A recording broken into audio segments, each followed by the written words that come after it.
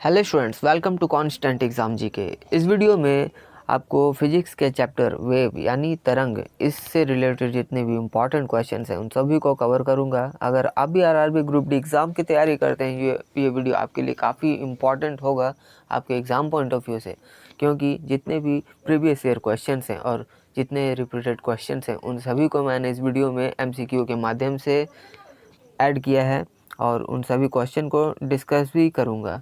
तो वीडियो को एंड तक ज़रूर देखिएगा, और अगर आप किसी भी मीडियम से तैयारी कर रहे हैं ये वीडियो आपके लिए सूटेबल होगा। तो चलिए बिना टाइम वेस्ट किए वीडियो करते हैं स्टार्ट। पहला क्वेश्चन है, तरंग किस प्रकार की ऊर्जा प्रवाहित करती है? ऑप्शन सी, यांत्रिक ऊर्जा, मैकेनिकल एनर्जी। तरंगें माध्यम के कणों को आवर्त गति में ले जाती हैं, जिससे कि यांत्रिक ऊर्जा एक स्थान से दूसरे स्थान तक प्रेषित होती है। तरंगों में कणों का स्थानांतरण नहीं होता है, केवल ऊर्जा का संचार होता है। तरंग दो प्रकार की होती है, लंबवत और अनुदैर्घ्य तरंग। जिसको यांत्रिक तरंगें जो होती हैं वो ठोस, द्रव्य और गैस माध्यम में यात्रा करती हैं, और ध्वनि जो तरंग होती है ये अनुदैर्घ्य तरंगों का एक उदाहरण है।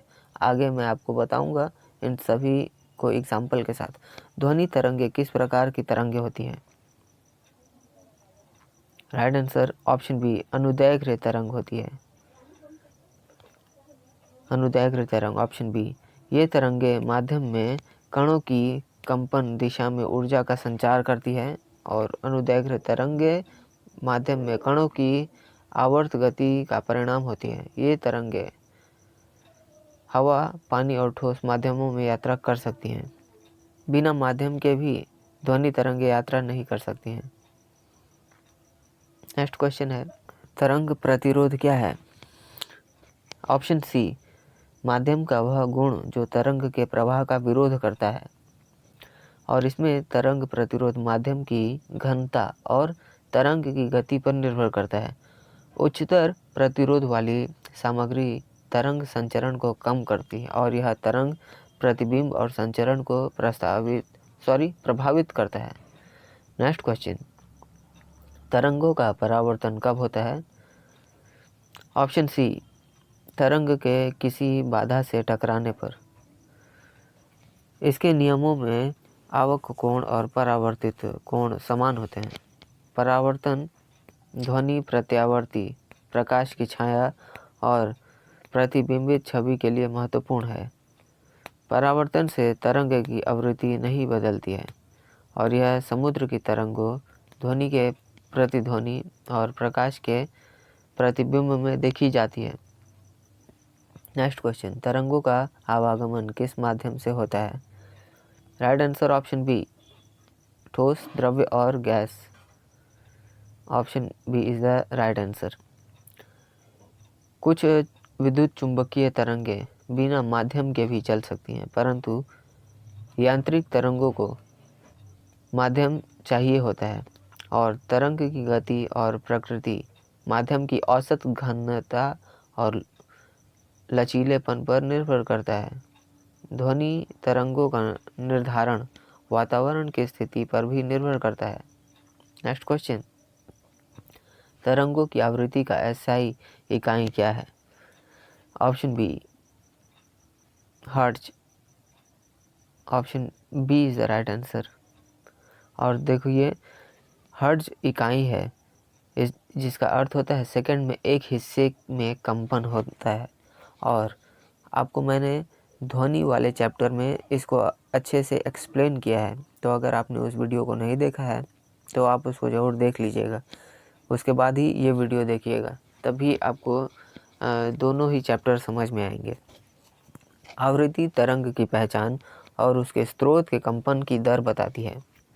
ध्वनि, रेडियो तरंगे और अन्य विद्युत चुंबकीय तरंगे अपनी आवृत्ति के आधार पर वर्गीकृत होती है। तरंगों की ऊर्जा किस पर निर्भर करती है? ऑप्शन सी, आवृत्ति और आयाम दोनों पर निर्भर करती है। तरंगों की ऊर्जा आयाम के वर्ग के समानुपातिक होता है। उच्च आवृत्ति वाली तरंगें अधिक ऊर्जा वाहक होती हैं। आयाम तरंग की अधिकतम विस्थापन को दर्शाता है। आवृत्ति तरंग के कंपन की तीव्रता को परिभाषित करती है। दोनों कारक मिलकर तरंगों की कुल ऊर्जा निर्धारण करते हैं।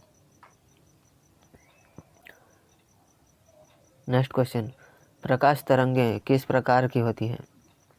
ऑप्शन डी, बी और सी दोनों, यानी विद्युत चुंबकीय तरंगें और लंबवत तरंगें दोनों होती हैं।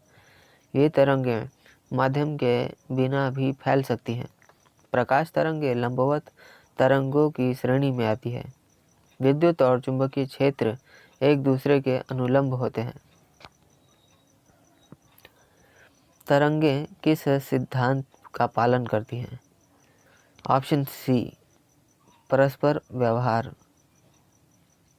सुपरपोजिशन का परिणाम अतिवृद्धि या रद्दी हो सकता है। यह सिद्धांत तरंगों के व्यवहार को समझाने में महत्वपूर्ण है। उत्तरोत्तर तरंगें साथ मिलकर जटिल तरंग व्यवहार बनाती हैं और इसी सिद्धांत पर आधारित तरंग डिफ्रैक्शन और इंटरफेरेंस भी होता है। तरंग की गति किस पर निर्भर करती है? ऑप्शन ए, केवल माध्यम के गुणों पर निर्भर करता है। नेक्स्ट क्वेश्चन है,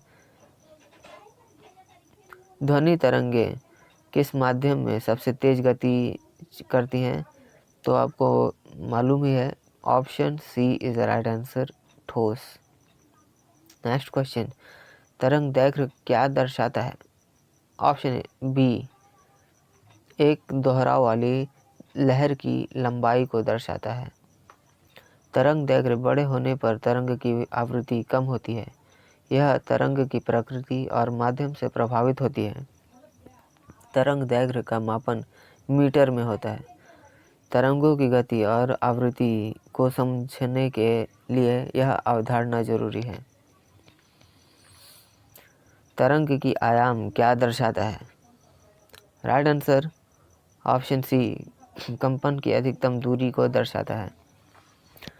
यह तरंग के स्रोत की ऊर्जा से संबंधित है। आयाम तरंग के दृश्य और श्रव्य प्रभाव को प्रभावित करता है। आयाम को मीटर या सेंटीमीटर में मापा जाता है। तरंग के दो प्रकार कौन से हैं? ऑप्शन बी, लंबवत और अनुदैर्घ्य। इसमें अनुदैर्घ्य तरंगों में कणों की गति तरंग के संचरण की दिशा के समानांतर होती है और प्रकाश तरंगें लंबवत तरंगों का उदाहरण है। ध्वनि तरंगें अनुदैर्घ्य तरंगों का प्राथमिक उदाहरण है।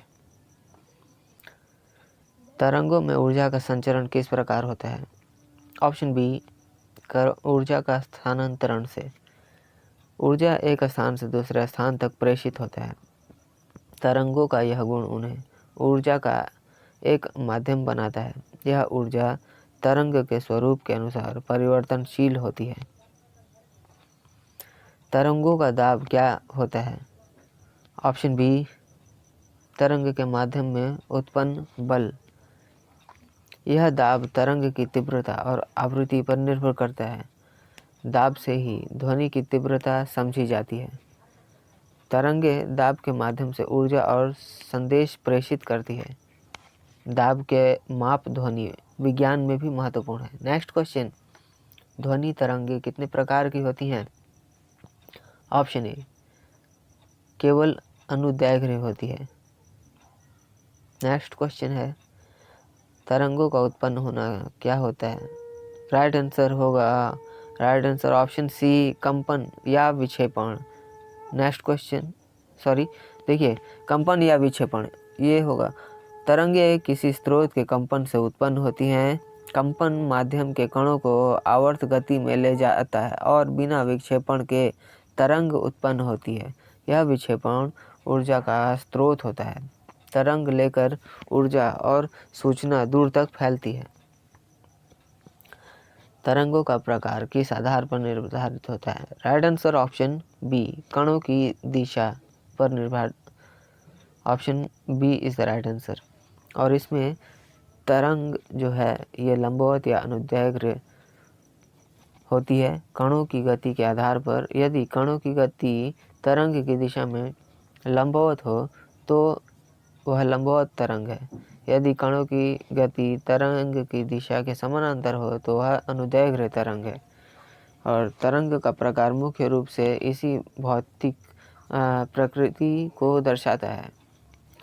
सो स्टूडेंट्स, ये थे आज के हमारे जितने भी इम्पॉर्टेंट क्वेश्चंस थे इस चैप्टर से रिलेटेड, उन सभी को मैंने इस वीडियो में कवर किया है।